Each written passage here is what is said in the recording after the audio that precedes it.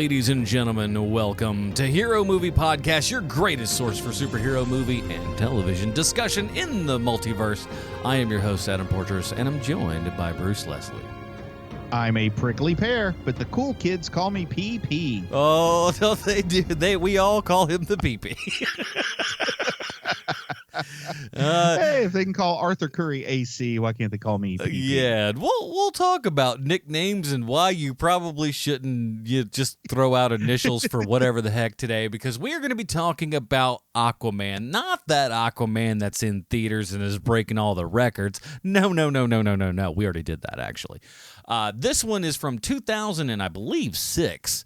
It was a pilot that never really aired, and no one ever saw it unless you were like an Apple, person.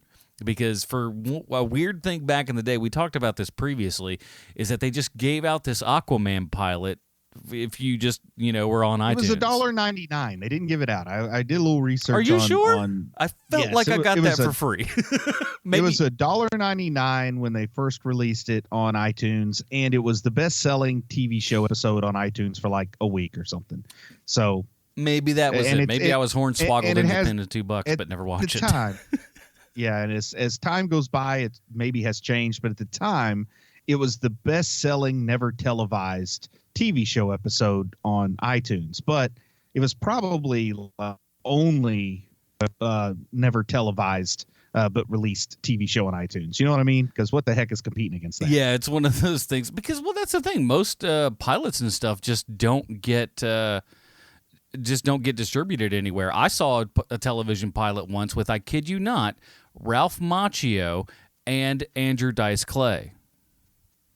Wow, that sounds pretty good. How did that not get picked up? Honestly, it wasn't that bad. Andrew Dice Clay played like a funeral director who was like real shady and stuff, and then I think he was brothers with Macchio. I forget. It's been a long. It was sent on VHS to my mom, so if that tells you anything about how long ago that was. I got you, man. I got you. But we'll be talking about that Aquaman today, everybody.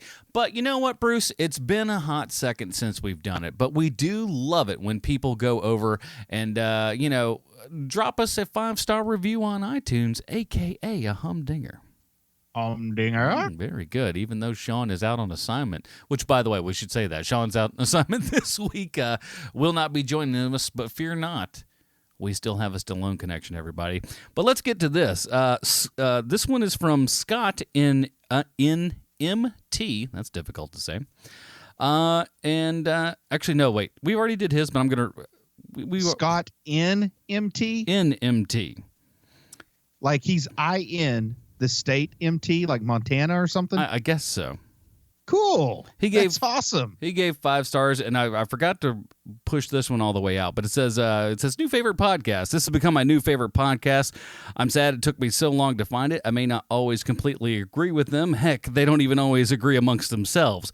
But their discussions are never heated and are mixed with humor and friendliness that you can hear in their voices. It's partly due to them knowing their subjects so well. And he goes on because I had to take a picture of this and I didn't get the review. The rest of this. So I'll read the next one here.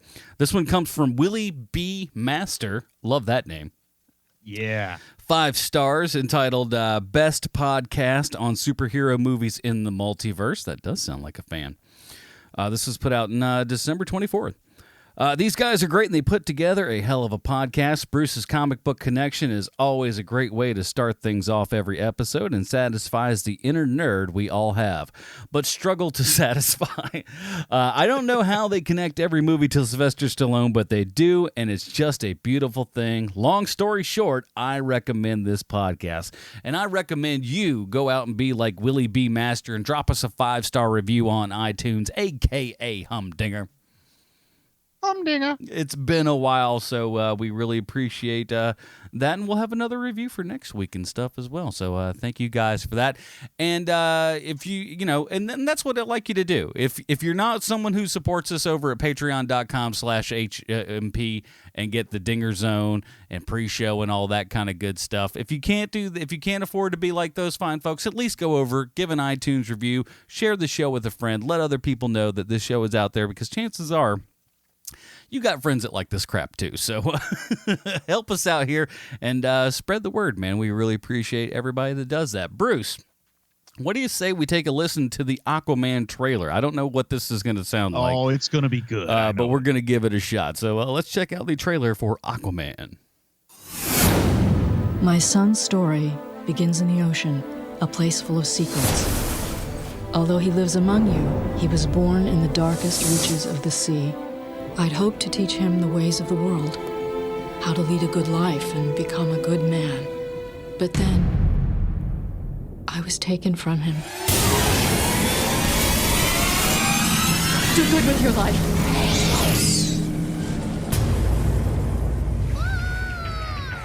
On AC. Look, you're under arrest for breaking and entering. You want to know the real reason why I freed those dolphins? It's because I felt like they were calling to me. What are you saying? You can talk to fish now? Dad, I went from holding my breath for 5 minutes to being able to breathe underwater. I can swim faster than a cigarette boat at full throttle. How do you explain any of that? All these files contain pictures of people who have vanished in the Bermuda Triangle. I want you to join us, Lieutenant. Help unlock the mysteries of the Triangle. I remember the day your mother's plane went down. Who are you? In exile like you and your mother. Exile from where? Atlantis. You say hi to Captain Nemo and the Little Mermaid for me? Can't run away from your true calling, Orin. So if Atlantis exists, then how come no deep-sea probe has been able to discover it? Because it's cloaked in a shroud no modern technology can penetrate. The Bermuda Triangle. If you look hard and long enough into the deep, something's going to start looking back.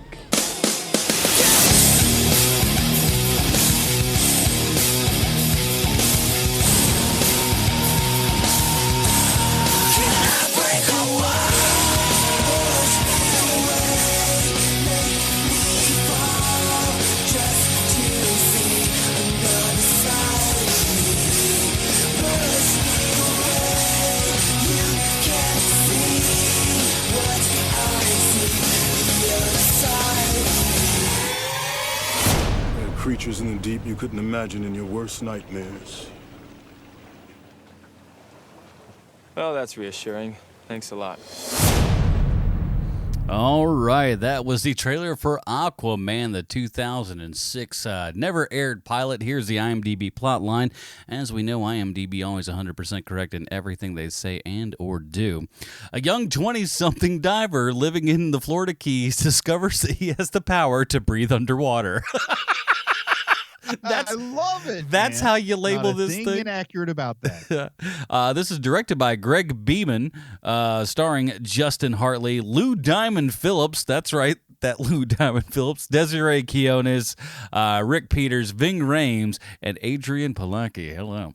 Let's do it, everybody. You know what time it is. It's time for Bruce's comic book connection. All right, Bruce, what do you got for us this week? Well, Aquaman, in his youth, adventured as Aquaboy. And on one occasion, he met Superboy, Earth's only other publicly active superpowered hero at the time. When Aquaboy's life is endangered by an oil spill, helpful dolphins carry him to Superboy, who saves his life and helps him go after an irresponsibly polluting oil company. Now, sadly, we don't have a lot of documented adventures of Aquaboy, so his story is wide open for a television adaptation. The listener may ask why I am talking about Aquaboy when the show we're covering is called Aquaman. Well, the answer is simple. Jason Momoa is a man. Justin Hartley is at best a dude. Now, maybe they should have called this Aqua Dude. I bet Aqua Dude is a pilot that the WB would have actually picked up. When most folks hear me talk about Aquaboy, though, they think I'm referring to Aqua Lad. Can you understand the confusion with that, Adam? Of course. I mean, you know, it's basically just like Simpson versus Simpson. You never know who's going to be there. Well, Aqua Lad has been two distinct characters. Garth was the first Aqua Lad, and just like Cher or Pele, he had no last name. He was the teen sidekick and protege to his guardian, the superhero known as Aquaman, bearing the same super abilities as his mentor that allow him to breathe underwater and communicate with marine life. Later, he took the name Tempest. He lost the whole talking to fish powers, but he gained mystic-based abilities that allow him to control the temperature of water and moisture surrounding him, as well as the ability to emit destructive force beams from his eyes. Garth was also a founding member of the superhero team, the Teen Titans, and has remained affiliated with the team throughout several of its many incarnations. As Aqualad, Garth was given to say expressions such as great guppies, suffering sardines, leaping lionfish, and suffering snails. And I'm going to call foul on suffering snails because he's already said suffering sardines. So why I was always a fan of suffering succotash myself, but that's a Warner Brothers. Yeah, they really tried. They really tried to make Aqualad not only Robin, but the Burt Ward version of Robin. Well, Aqualad was sent away to be schooled in Scotland at a school on the shores of the Loch Ness, where I'm sure the monster asked him for tree fitty, but that's another story. Now, the second Aqualad, Cal Durham, was created for the Young Justice animated series and integrated into the comics. He started off as the protege of Aquaman and founding member of Young Justice, but in a shocking turn of events was revealed to be the biological son of none other than Black Manta. He's also revealed to be friends with Tempest and possibly involved in a love triangle with Tula, a.k.a. Aquagirl. In the comics, he was a mysteriously orphaned child given the name Jackson Hyde and raised in New Mexico, where he was taught to fear the water. This second Aqualad's powers include the ability to breathe underwater as well as enhanced strength. He can also adapt his eyes to see in the darkest of ocean bottoms. He also featured gill slits on the side of his neck that presumably allowed him to extract oxygen from the water. He also appears to demonstrate hydrokinesis, which is the ability to increase the local specific density of water, which, if I checked, I think that's to make like ice. But then he can manipulate its shape. He's later given a pair of water bearers. These are weapons which allow him to focus that power and create shapes and weapons with the water. In addition, he's also able to discharge powerful bolts of electricity from his fingertips in a manner similar to that of an electric eel. There are two villains in the Aquaman Rogues Gallery called Siren. The first Siren made her debut in Aquaman number 22, and she is the identical twin sister of Mera. She had a penchant for committing crimes and impersonating Mera. The second Siren is an actual mermaid. The mermaid Siren was an eco-terrorist who wanted to prevent humans from going near the water. And then, of course, in Greek mythology, the Sirens were dangerous creatures who lured nearby sailors to their deaths with their enchanting music and singing voices that would cause them to shipwreck on the rocky coast of their island. Sirens were believed to combine women and birds in various ways. In early Greek art, sirens were represented as birds with large women's heads, birds' feathers, and scaly feet. Later on, they were represented as female figures with the legs of birds with or without wings. I'm not sure which of these variations Adrian Palicki was intended to be, but I liked her. Well, I liked her at least half of the time. I remember when this kind of like we said, when this thing launched, but I don't remember watching it at all. Had you ever even, Oh, no, man. I think the first time I saw this was probably a couple months back when, or maybe even like within a month, whenever it first popped up on the DC streaming app was the first time I saw it. So, you were just like, let's get into this horribleness right away. Oh, yeah. It's one of those things that wasn't easy to access for a long time. Then suddenly, a whole lot of people had access to it. But if they ever do that with the Wonder Woman pilot, we're going to do that again, too. So we can make it like another Adrian Palicki joint. I like that Wonder Woman pilot. I don't think that was all that bad. I still haven't seen it, but I've seen photos, of her as Wonder Woman, and I'm not sure if I would like it or not, but I'll absolutely curious to check it out. We'll definitely talk about that at some point, because while I think that there was a lot that was wrong with that show, like I think that this show, like this show, came across our desk here in a time that was way too early for this kind of stuff. I really do, because I think that this, if this came out in 2016 and just had some updated CGI and stuff and maybe a couple elements changed, this could be a doable CW show. I think, because quality-wise, yeah, it's absolutely, especially Smallville. Yeah. Smallville is the reason for this pilot. Oh, for sure. And Smallville was a pretty good success by WB standards. The WB's viewership was expected to be lower than, say, Fox or NBC or CBS, but Smallville was on for like 10 seasons. And Smallville examined, the adventures of Superboy before he became, all-out Superboy kind of thing. I think most folks are probably familiar with Smallville. Yeah. But somewhere around like season 6 or something, they had an episode called Aqua, where Alan Ritchson, I think was the name of the actor who played Aquaman, and it was the highest-rated episode of the season. Huh. And on the heels of that, they decided, let's do a pilot for Aquaman and create this whole show that's kind of got the same sort of tone to it as Smallville. And, excuse me, this will be Aquaman's story. But, like I said, Smallville was about Superboy, not Superman. So it's interesting they called this Aquaman. But and they did say that they wanted this to be, and you've got to understand, here I'm going on some tangents here. Yeah. This was before television and even movies really understood shared universes very well. But they wanted this a thing where it was in the same universe as Smallville and maybe would have an occasional crossover, yet they weren't constrained to any of the canon established in Smallville and vice versa.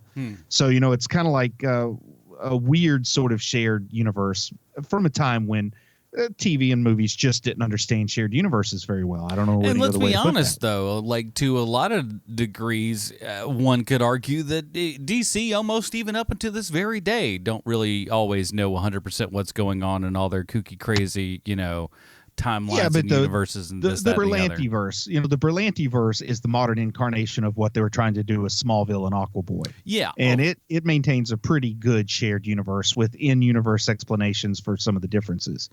But the reason that I bring up they didn't understand a shared universe, and also this is before streaming, and this is before even TiVo was a relatively new thing, I think, in 2006. They didn't understand the way that a certain type of fan really watches the show and notices every detail, because a lot of these actors appeared in Smallville as different characters.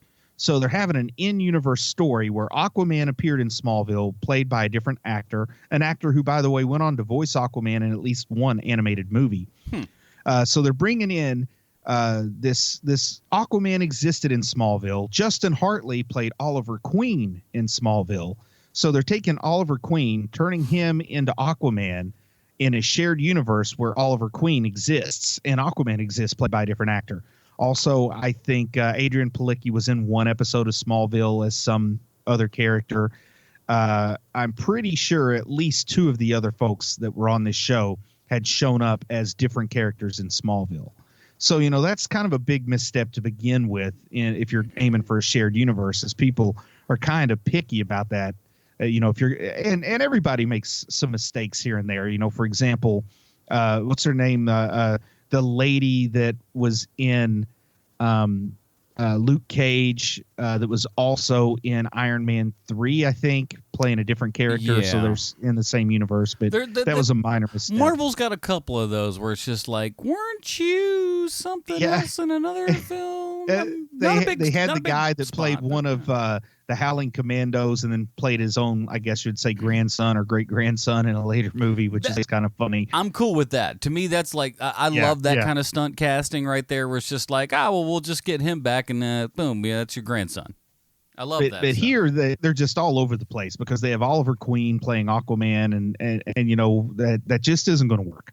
You'd be better just to recast Aquaman, but to leave Justin Hartley as Oliver Queen if they're going to try to make this work, which I guess in some ways it's a problem that solved itself because it never went anywhere. But yes, this was intended to expand DC's presence on the WB and establish something similar to what we've got now with the Berlanti-verse, where we have the Flash, Supergirl, Green Arrow, and Legends of Tomorrow all occupying a shared universe. And then the new gods of television said, "No, this will not stand." Which by the way, they've greenlit Arrow for season 8, which I didn't think was going to happen. Oh my goodness, really? Wow. Oof. Yeah.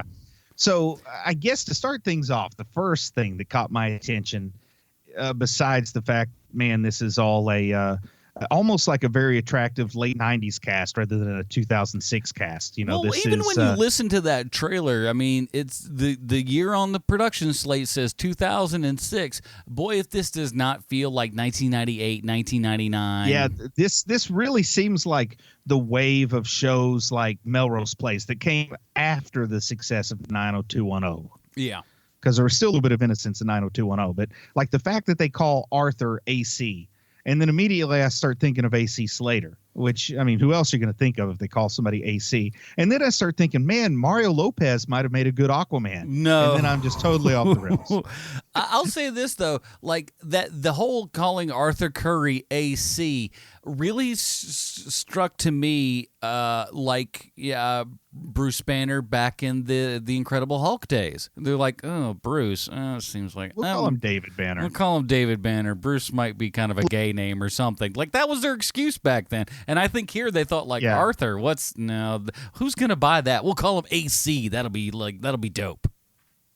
Oh man, he definitely doesn't look like an Artie either. I mean, if they start calling him Artie, I'm picturing Artie Lang or somebody. He's not an Art. He's not an Artie. He's not an Arthur. He's AC, which conjures up the idea of the douchebag that you would see here.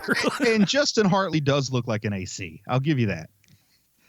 He does look like more so. Like, I don't know. As a kid, they used to sell like posters of people that were supposed to be professional surfers. I don't know if they were or not because I don't know how you watch professional surfing in Kentucky to know. But he looks like somebody that would be in one of those posters with the signature on it, like Ocean Pacific AC Curry professional surfer. They hand you like a poster or something. Just go, this guy is famous. Oh, okay. Yeah, I mean, there was a time before the internet where I just imagined that there was some pocket of the world where like there were professional lawnmowers, like anything could have a professional. Like I thought there were probably professional kickball players somewhere that I didn't know about. I wouldn't be shocked, man. The world is full of a lot of really, really dumb stuff. Nothing surprises me at this point. It just adds another layer onto the, oh, really? Oh, boy. Yeah, but we have this intro where we see Arthur as a little boy flying in an airplane with his mom, who's calling him Orin, which we know Orin is the Atlantean name for Aquaman, if we're familiar with the comics. I mean, they are trying to put elements of the comics in this, though it seems like not a terribly faithful storyline that they're telling. But one of the reasons that the creators were interested in Aquaman is because his continuity and his canon is somewhat it's kind of like Hawkman's, where there's more than one origin story, more than one way that Aquaman grew up. There's more than one Aquaman mythos, so they can kind of pick pieces that they like and put it together. And there's also this sort of missing era. You can't really find Aquaman as a 20-year-old story. He's either like an adult or, that one Aquaboy story, and that's it. Yeah. So he was a good character they could work with and bring some stuff in from the comics as they saw fit, but still not feel too constrained. Whereas Superman, his life is so well documented. They had their hands full with Smallville to try to satisfy everybody. I wish they would have just enunciated a little bit more at first, because I'm just like, oh, this seems weird. He's Orm. I'm thinking he's going to be Ocean Master or something. I'm like, you're not enunciating well enough for me to catch it. And I blame that on DC, man. Who the heck wants to name them Orin and Orm anyway? I mean, that's just confusing. It's a really bad move as far as a story plot standpoint type thing. And not to mention, Orm is just not a name. Orm is like something you say when you're trying not to say a bad word when you drop something heavy with your foot. You're like, Orm! You scream Orm in church, no one's going to bat an eye. Yeah, that's a horrible name for anyone, even if he is a villain. I don't like Orm, O-R-M, as a name. Yeah, it's no good. It's no good here. I'll say this. I love this opening. I love the opening because, like, you've got the precocious kid, as you always do, who's always just a little bit too excited for every single thing that's happening in his life. You've got, young kind of mom there who's still just pretty attractive, but looks like, again, everything looks so, while this is early 2000s, looks 90s is all get out. And we're supposed to believe that she's Atlana, however you want to pronounce it, the mother from Atlantis, that we saw played by Nicole Kidman in the Aquaman movie. Yet she seems to have no superheroing abilities as this plane goes down and things go south. And for a show that I think was going to have some kind of protect the environment message and that kind of thing to it, if it lasted, it's kind of wasteful to be flying like a C-130 cargo plane for a woman and her son. Like, shouldn't she have been in a smaller plane? Because that looked like a commercial airliner almost that she's flying. That was the budget that we had because we had the model that was already in the computer of this. So that's what we had to fly, so to speak. There was no actual plane. It was just a plane that we had bought the rights to do the CGI crap that was already done. All the elements were already there. We just had to add this stuff in there. I know how these people work. Yeah, they filmed this in Cocoa Beach and set it in, I guess, the fictional place of Tempest Key, Florida. Okay. Let's get into this for a half a second because I don't understand. I don't understand any of these DC shows, right? Because DC themselves, by and large, not always, there's always, rules that are meant to be, bent and broken at times, but by and large live in a world of fictitious cities, i.e. your metropolises, your Gothams, your Star Cities. Yeah. And there are so many DC products out there that for some reason just don't have the guts or whatever to just fall into this thing. And they give you either real places or something like this, which is even worse. It's like you literally made up a place. I'm like, why don't you just call it the place from the comics? And what's even weird is they do mention Mercy Reef at one point. Like there's an airplane flying over this part of the ocean that they identify as Mercy Reef, which is the comic origins of Aquaman, as he's based in the city of, or the coastal town of Mercy Reef, where his father was a lighthouse operator. And here they've got his dad as like a Coast Guard captain or something. Lou Diamond Phillips, by the way. Lou Diamond Phillips plays Aquaman's adopted father.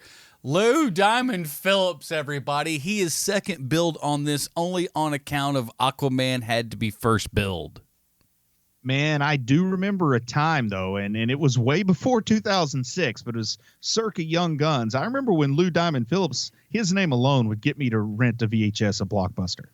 Yeah, and most of them went straight to VHS for but there was a time, man, where it might have only been a year, but there was a time when Lou Diamond Phillips was like the name you wanted real big on a VCH. Oh yeah, VHS dude, box. man, everything from like your La Bambas and all that kind of jazz. That whole era right there was huge. Lou Diamond Phillips, and we were all like, "This is the new guy," and then all of a sudden he kind of disappeared. Yeah, then he shows up here again, and that he was in Longmire. If you ever watched Longmire at all, I've seen enough ads for it. It's like that's another one of those shows where you see ads and you're like, who's watching this? It only had 22 seasons, so I don't know. Exactly. People just go like, hey, man, have you seen Supernatural? It's on in its 58th year. And I'm like, what?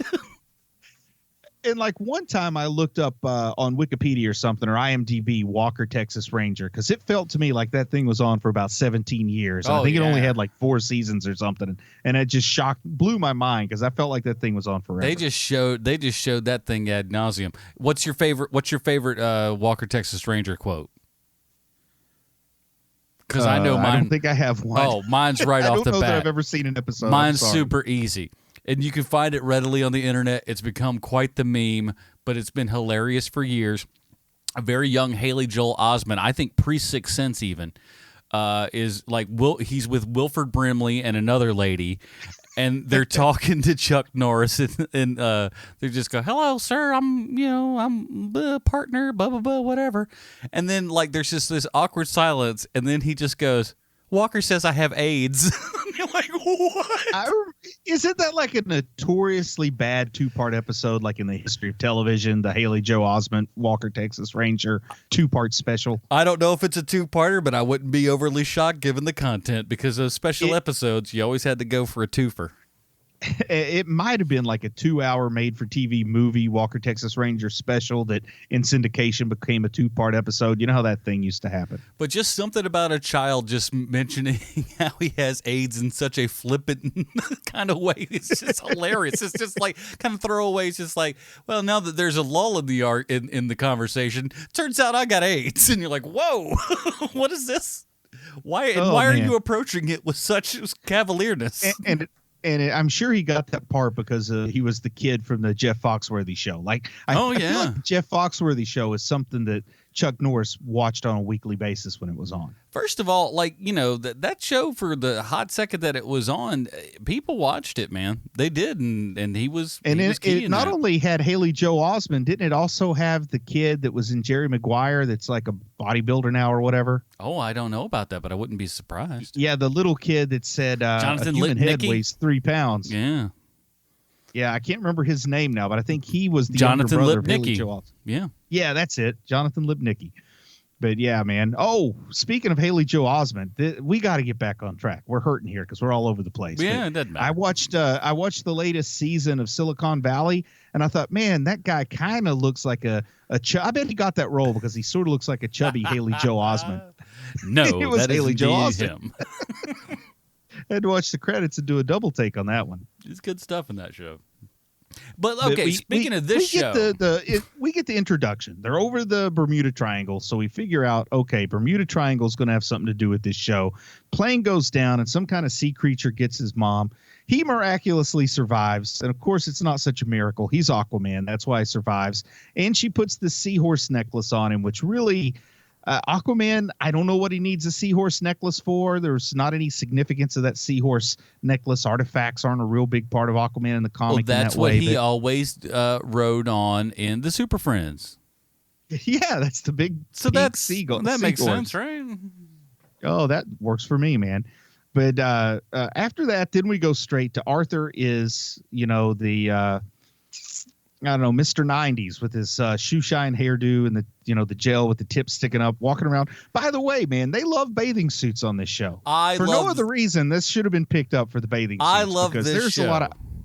There's a lot of eye candy, regardless of which gender you like to see. There are fit people in bathing suits of all types on this show. This Justin Hartley's got his shirt off 3/4 of the time, and when he does have a shirt on, the arms are always cut off. He's wearing shorts. This had to be the most comfortable production any human being has ever worked on, because all he is just around in bum equipment, just doing absolutely and we meet nothing. His friend, the female lead, walks up wearing nothing but a bikini top and some cut-off jean shorts that are, slung low on the hips, as is the style when you want teenage boys to watch. Let me tell you something. When her first reveal came on screen, I out loud said, "Ho ho," because it was like, mama. It was like, man, oh man, like scantily that's clad, something missing good-looking. on the Berlanti verse. No they have kidding. attractive ladies there, but you don't just have them peddling flesh like they were in Aquaman here. They were selling it like it was going out of style, man, and I appreciated it. I was like, good on you, show. And the character's name was Eva. Apparently, she's a business partner of Justin Hartley's character, AC, where like she owns the boat and he's the dive instructor or something like that. And they're really setting her up like she's going to be that, especially a Smallville type show or even a CW type show. You've got to have kind of like that female counterpoint to the male hero. She's his, we think this is going to be his Iris West. This is going to be his Felicity or something like that. Yeah. And she gets killed in the pilot. Now, I was not expecting that. When she gets killed from behind, she seemed awfully significant. Like she was going to be his real world foil, potential love interest maybe. And wow, that really broke formulaic expectations when she's killed in the pilot. Yeah, they just kind of threw it out the window super fast. And they were just like, look, we can only afford so many hot ladies week after week. We got to kill you off week one. Well, speaking of that, just with no real explanation, it kind of feels weird out of the blue. They introduce this Hispanic, this Latina female airline pilot, or not airline pilot, like Coast Guard fighter pilot or whatever. Yeah.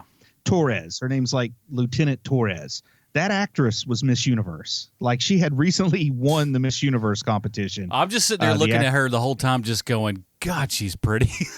Because she is. And I'm like, okay, so every person we've seen so far, with the exception of Lou Diamond Phillips, has been in a bathing suit of some sort, and they put her in like this absolute military fatigues where The only thing missing was a gas mask, and you wouldn't even been able to tell what gender she was, you know? Yeah, trust me, that show would not have, she would not have been long for that military outfit had this show continued to go on. It's just like, there are just too many good-looking people on this show, and they're just like, we're in Florida, get him in a bathing suit, boy. You're in a show where the bathing suit budget is your single biggest line item, and they have a Miss Universe. First, we see her totally in like fighter pilot fatigues. I'm not sure if that's the right term. A flight suit, a very unrevealing costume. Then the next time we see her, she's in a hospital bed with the blanket literally pulled up to her chin. It's like, come on, what are you doing here? But she flies over the Bermuda Triangle just as Arthur's going for one of his super speed swims, because, you know, they're letting us know he understands he has superpowers. We're not going to have to go through with the figuring out his powers part of the thing here like you did in Smallville. But something about the presence of that seahorse necklace in the Bermuda Triangle as she flies over causes it to go haywire, and she crashes. And when they're out looking for her, they find this other guy who apparently went missing years ago. And he's now Atlantean and has a seahorse necklace and wants to warn Orin that somebody's coming for him. And then they tell us, I guess we're supposed to understand there's going to be some time travel mystery. If this show made it a full 13 seasons, whoops, there would have been some time travel mystery, because they also show us a picture of that lady, Lieutenant Torres, that crashed in the Bermuda Triangle. Suddenly they find a photograph of her as a singer in Havana in like the 1940s or 50s or something, like in the pre-embargo Havana. Yeah, they left enough dangling participles, as it were, to just make you go like, darn it, I really wish this show was a thing. Yes. Yeah, exactly. But so they do a good job of introducing some mysteries, and then out of nowhere at the bar, we get Ving Rhames. So I didn't know we were going to get Ving Rhames in this. Did you know this had Ving Rhames? Dude. Like, isn't that an automatic like up point? And you're trying to decide whether or not to watch something as if Ving Rhames is in it. I'm telling you, this had like, because I knew really nothing about this going in, and like Lou Diamond Phillips shows up in the first 45 seconds. I'm like, Lou Diamond Phillips, say what? And then Ving Rhames shows up, and you're like, wait a second, what world are we living in right now? And then what does he go to? Some kind of a dance? Like this is a weird thing, is I don't quite understand where he's at when Adrienne Palicki shows up in her bikini, which is yet another. Wow, she works out. Yeah. Wow, Adrienne Palicki. She even had it in 2006. They just let it go. She never lost it. No kidding. Yeah, because she shows up in like a seaweed bikini, makes some eye contact with him. The next thing you know, they're skinny dipping, where you get a little bit of for primetime TV, a little bit of a risque shot of some side nudity. I mean, you don't see any of the important parts, but you see enough to realize, oh, there's no bathing suit involved here. And it's, wow, Adrienne Palicki's naked in prime time. Okay, how did this not get picked up? This should sell the show. then she turns into some kind of sea hag, like this monster with I don't want to call it a mermaid, because that's not fair to mermaids. Right. She gets like this long, like not really a fish tail, more like just a sea creature tail. And she gets like these hideous claws, and her face still not that bad. I liken kind it with to the makeup on her. I liken it to this. What if Buffy had mermaids? You know what? That there probably were mermaids on Buffy if we there may have watch been. it again. There may have been, but it was yes. very much of that kind of like that's visually what you're gonna get is a Buffy monster that's also a mermaid. And we find out she's supposed to be a siren. She tries to kill him, but Ving Rhames shoots her with the harpoon, but I guess he hits her in the shoulder. And he said the only way to kill a siren is to hit him right between the eyes, which I don't know. They could have gotten more creative with how to kill a siren. It's the same thing as zombies, Yeah, it's just silly, and I like how like he's already given excuses, just like, yeah, my shot's not on like it used to be. And I've got to admit, when we first meet Ving Rhames, call me guilty of racial profiling, and I apologize ahead of time, but I assumed this was going to be Black Manta. Oh no, I didn't even think about that. I was just like, for me, it was just like, why is Ving Rhames in this? This is so above him. I thought this was going to be a situation where he tries to get Arthur trust and then maybe try to turn him against his dad. And then we get the reveal that he was Black Manta, and when his dad was out on a Coast Guard ship or something, that he arrested Black Manta and threw him in prison, and now he hates the Curry family. Yeah. But no, he's the lighthouse owner, which is what Tom Curry was in the comics. So he's kind of playing the Tom Curry role, except he admits he was Atlantean and got kicked out the same time that Arthur Curry's mom did. So maybe he's holding a flame for his mom. I don't know. But he's the guy. He's going to be the one that serves as kind of the tool for the audience, where him explaining to Arthur the way things are in Atlantis is how the audience is going to learn the way things are in Atlantis, you know? The initial name of this show is going to be Aquaman and his black dad. So wow. I don't know. It seemed like that's what he's there for. He's there doing the dad role that for some reason Lou Diamond Phillips can't fill, I guess. I don't know. Yeah, I guess. And then like the next, kind of without a real good transition, the next scene we sort of see Eva like walking on a boat or on a dock or something, and then Adrian Palicki, the siren, pops up behind her and sticks claws through her, and she dies, which really surprised me. I thought she was going to be a series regular. I really did. I'm trying to see if she's done anything else other than this. She's done 8 things, that actress. The last of them this was being like the last thing too. Yeah, well, she was on an episode of this. She was also on an episode of Smallville. Yeah, and the Smallville episode came before this one. Yeah, something called "You Tell Me Without a Paddle When Nature's Calling." Oh, that's a good one. Yeah, that was her big franchise, was Without a Paddle. I think she did 2 of those. Well, I guess that's about it for her. And then she just dropped off the face of the planet. And then another kind of awkward transition where I don't quite understand what's happened is at one point it seems like Ving Rhames is taken prisoner, and the next thing I know, Arthur and Ving Rhames are both prisoner. Like the siren, at first it's like she captured Ving Rhames. Arthur goes to rescue Ving Rhames, then we just like flash cut to him also a prisoner. Like I sort of missed him getting taken prisoner. Listen, there are a couple. While this thing is, entertaining to a degree, there are a couple points in it where you do start to kind of drop out a little bit, where there are things, there are some slow moments where, if you're not careful, you'll find yourself going, I wonder if I got any emails. And then the escape plan is because McCaffrey, being from Atlantis, always carries a flask of water in his boot. So Aquaman, who is in a boat in the middle of the ocean, and I understand being in a boat's not the same as being in the water, but I have also been on boats, and they're always at least a little damp. Have you ever been on a boat and thought, wow, this boat is so remarkably dry? Yeah, and not 3 seconds later have that boat capsize? Yeah, that's what happens all the time. You're just like, well, this seems awful dry, doesn't it? Uh-oh. The way they escape is Arthur gets the flask of water out of Ving Rhames' boot, and it's like spinach to Popeye. So here's my question, because I'm not overly versed in the world of Aquaman. Is this just made up? Because I've never heard of this before. It's more of a Namor thing.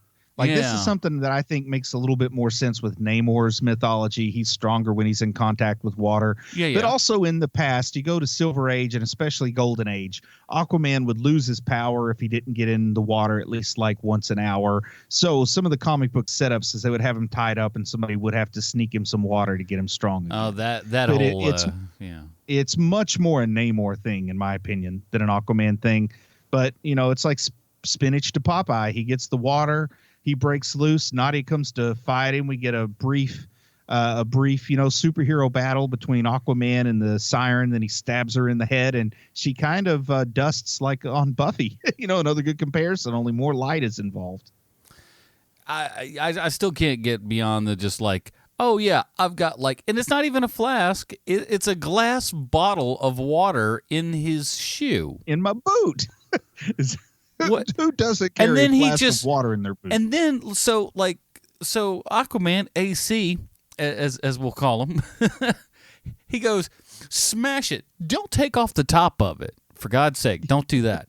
I want you to jam it into the floor and then, hustle your hand around in that glass, those shards of glass that are on the thing.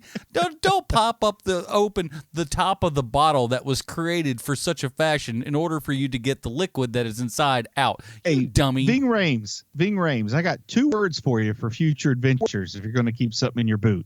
Squirt gun. Wouldn't that have worked much better? A squirt gun in his boot, like a hot water bottle or something. Just squirt gun. Just a couple pulls on the trigger. You squirt a few streams of water on Arthur. Yeah, one of those little mini super soakers. You remember one of those where like they didn't really have a trigger, it just had the little thing that you pumped and then it shot out?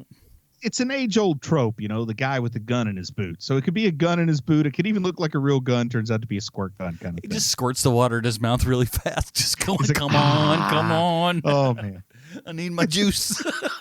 Oh, that makes me think of Jason Momoa saying, gee, you mean I could have just peed on it in that scene in the desert? Yeah. With Mara when she takes a bead of his sweat. It's so dumb because, like, again, we don't really see anything happening, and if they could have at least had the common courtesy to put in the Popeye music when he was doing it, just to, and Popeye also was a sailor man, so it would have worked out. It would have worked so much better because other than this, what it looks like is he smashes a glass bottle, rummages his hand around in the glass shards, and then all of a sudden, well, I'm good to go. I can get out of these chains now, and he's good. It's like, what? Yeah, this is so stupid. Well, we get like a little epilogue afterwards where Ving Rhames is telling AC that he's going to agree to train him. And the reason he's going to train him is because more creatures are going to come looking for him.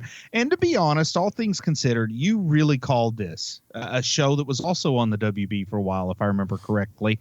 Buffy the Vampire Slayer. This could have been very Buffy Monster of the Week with an overarching kind of mystery. Yeah. Instead of a Slayer, we got an Atlantean. They all could have been more aquatic mythology, which is cool. Instead of vampires and werewolves, we got harpies and sirens and we'd eventually get a mermaid or two, a Loch Ness monster, a Leviathan, a Kraken. I could have gone with that. I'm very surprised this didn't get picked up.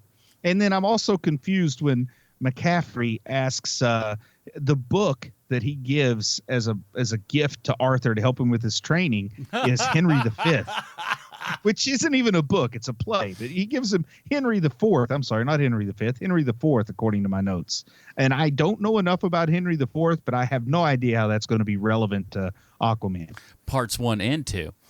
Yeah. But he gives it to him. And I love the honesty of the character who he just goes, Ving Rhames, first of all, not only does he hand him a book, he hands him a rap book. So at some point, Ving Rhames went over to either a bookstore or his own physical bookshelf, picked off a book, and then either had some wrapping paper still at the house, or he had to go out and buy some wrapping paper, maybe some tape, and to put this together, and he hands it to him. I have a theory, man. And he goes, I think it was just... I'm not a reader. He feels it. He just goes, this feels like a book. I'm not much of a reader, so no thank you. Yes, totally regifting. I think it's totally regifting. Somebody gave Ving Rhames a gift. As soon as he felt it, he knew it was a book. It wasn't for him. Never even bothered to unwrap it. He saw what it was for the first time as he unwrapped it. And then he's like, wow, that's really that appropriate. Then he gives him a homework assignment. He just goes, you got to finish that by next like 2 days or something like that. And to where this kid looks like he probably hasn't read anything with over 40 pages in his entire life. And he's just like, the only thing he's been reading is like Maxim. And wasn't there another magazine kind of like Maxim called FHM or something? There's FHM. There's Stuff. Yeah, that's what AC's been reading, man. Look at him. Look at Justin Hartley. Oh, man. It was just that era, man. It was what was going on. And yeah, this does feel as early 2000s as it is. It feels even earlier than it actually is. And that to me is the more hilarious thing of all this is just like, I'm still really surprised this didn't get picked up. I mean, you go sometimes just look at like on Wikipedia or something, look at what the programming on the WB was in 2006. It's amazing that a show featuring really a great excuse to show lots of attractive people in swimwear, both men and women. Yeah. I can't believe they didn't pick it up. It also had a nice Monster of the Week, kind of like a Supernatural or Buffy the Vampire Slayer. But most Monster of the Week shows don't combine so well with showing off people in bathing suits. Like this is the best of both worlds. This is Melrose Place meets Buffy the Vampire Slayer. Yeah. And I can't believe they didn't pick it up. And honestly, like the CGI, this is like 13 years ago. It's not horrible. Like, it's not fantastic, but it's not really, especially for like network television of that era. this looks pretty good. Coming from the producers of Smallville, your biggest hit in the history of the network at that time. That's before it became the CW. So that was their biggest hit up in their history at that point was Smallville. So do you really, you even think like you do a Berlanti thing. We don't really want to pick this show up. And since he's the producer, we're going to kind of have to pick it up so we don't lose his other shows. You'd think there's a little bit of that going on. They were very confident it was going to get picked up. They had 13 episodes planned out and outlined, and they had the first season story arc that was going to end with McCaffrey being captured, Ving Rhames being captured and taken back to Atlantis. So in season 2, they could up their budget a little bit and have Arthur go to Atlantis and a whole season set there. They really had a big plan, and it sounds like from what I read that even the producers didn't realize it wasn't picked up until they finally released the fall schedule and Aquaman wasn't on it. Like it was just an assumption that it was going to be a new show. I thought this Aquaman automatically got a green light. What is this garbage? Yeah, I've watched a lot of the trash TV on like the older days of Fox, when they had things like Melrose Place in the latter years of the first run of Beverly Hills 90210. And I've watched the CW and I even watched a little bit of the WB. And this one really had the flesh, the answer to the flesh quotient that they always tried to shoehorn in. They didn't even have to shoehorn it in on this one. Yeah. Like this show was, wow, they actually are wearing less than underwear in most of these scenes. Hey, man, you got to get them any way you can. That's how they did it over at Aquaman.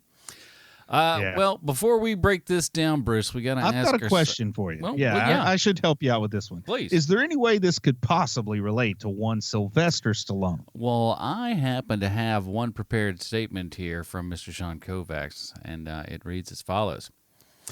If you've ever said to yourself, I really wish there was a show on TV where people discuss their feelings for an hour in every scene, in every moment that someone turned on a camera, then you need to immediately watch This Is Us. Stop this podcast, go to a TV, and get ready to feel feelings. This Is Us is a show that answers the question, has there ever been a show about people treating everyday life like a therapy session? This show isn't for me because I have a podcast about superheroes. Even describing this show to you, dear HMPers, makes my skin crawl like a racist cartoon from the 40s. If you want me to leave a room, simply turn this program on. But This Is Us is good for one thing. That thing being that the guy who plays Aquaman is thankfully abandoned. In this thankfully abandoned pilot is on the show This Is Us. Actor Justin Hartley plays Kevin Pearson, which means nothing to me because I'm not sure how many different ways I can say this. I do not watch the show. But I'm sure it means something to someone. Sylvester Stallone is on an episode of This Is Us where undoubtedly Stallone plays himself talking about his feelings. I've seen the episode. It's not an easy watch, but I'm glad that Justin Hartley is still working because it means that finally good people are being cast in Hollywood. So your Stallone connection this week is Justin Hartley, the real Aquaman. I'm Sean Koufax. Thank you for saving your applause to the end, Sean Koufax. Oh, man, the only part of This Is Us that I've ever seen is the part where Sylvester Stallone was on screen. And I saw it by accident. I didn't seek it out. It happened to be on in a room as I passed through, and I saw Sylvester Stallone on network television in prime time, and I just had to stop and try to figure out what I was watching. Not for nothing. I worked at a place when that show was on. I don't even know if it's still on, but I remember. I think it's still on, man. I think it's like a big deal. But I knew a lot of ladies in my vicinity watched that show, and it was just one of those things that when you hear certain people talking about it, not that you dislike these people or anything, but it's just no, I know that's not for me, just on account of how that you like it. It's just I'm sure that's just not my bag. So I feel you, Sean. Well, we've got to get down to it. How do we rate things on HMP? That's easy. We use the patented Robin rating system. If you'd like to check that out, head on over to facebook.com/Hero Movie Podcast, and it's right there at the top of the screen. Bruce, where does the pilot for Aquaman fall on the HMP Robin rating system for you, sir? All in all, in particular, if you're not looking at it in a vacuum, but you're looking at it from a WB channel 2006 point of view, this show's not that bad. I'm surprised they didn't pick it up. It's not great. It's not good. Some of the fun you're going to be having is at its expense. Some of the fun is going to be at the expense of the bathing suits. I'm not going to lie. But I want you to watch this if you can with minimal effort. Like if you're somebody that already has a subscription to the DC streaming app, spend 30 minutes and watch this, or an hour, or however long it is. Watch it. If you can watch it with minimal effort, do so. I don't want you to have to work too hard to watch it, but because I think it's worth watching if you can do it without breaking a sweat, I'm going to give it a Damian Wayne. Exactly. I'm exactly on board with you. This is a Damian Wayne. It's far better than I thought it was going to be. I'll definitely say that. I thought we were in for a real turd of a show. And it's, like you said, it's not great, but it's far better than anything in 2006 probably had a right to be. And it is amazing that it wasn't picked up for at least a season, because there's enough there, in a 2006 world to kind of recommend it enough. It's not great, but in the very barren superhero landscape that was 2006 television, you could do a lot worse, I think. Oh, absolutely, man. Absolutely. So that is it for this week, everybody. Next week, we are getting back into it big time here, because we have a long gestating movie. We'll talk a little bit about the history of it, but we're going to be talking about Alita Battle Angel next week. I'm excited for this one. I really am. I'm a Robert Rodriguez fan from way back, and him and Cameron, and this whole was, like I said, there's a whole Cameron aspect to this and stuff. I'm sure we'll talk about.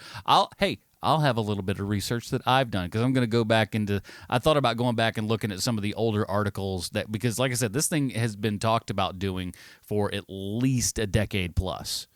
So, wow. There's definitely a long history. I remember reading like this on like Ain't It Cool News back in the day. Like if that tells you how long ago this thing has been gestating. So we'll talk about that all next week. In the meantime, Bruce, where can we find more of your work on the internet? Hey, you can always go check out Chubby Wizard, chubbywizard.com, Chubby Wizard on your local podcast catching client. We've always got some good CW TV talk. So if you want to see where the world of comic book television has evolved from this Aquaman pilot to present day, we cover Supergirl, Green Arrow, Flash, Legends of Tomorrow, and other shows over on Chubby Wizard. And we also talk comic books every week too. So go check that out. I want to spend my moment this week talking about a little something that I haven't put together. It's not me, but I'm going to be there, and I want a lot of other people to be there. If you are in the Charlotte area, this week is the 35th anniversary of A Nightmare on Elm Street, and they're going to be playing it on the big screen. And I'm going to be doing it up at my theater, up at Cinnabar in Charlotte.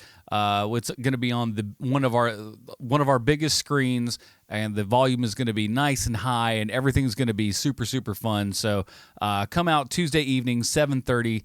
I think tickets are like $6.50. So, and as the name Cinnabar would imply, if you have a designated driver, you can get drunk while you're watching. Absolutely, man. Full bar, full restaurant and everything. So you can have, some pizza and beer and all that kind of good stuff, and see Nightmare on Elm Street the way it's meant to be seen on the big screen. So if you live in the Charlotte area, join me for that, won't you? It would really help me, and I can then yell at my district manager to try to help us get more of these retro things going. So help on out with that.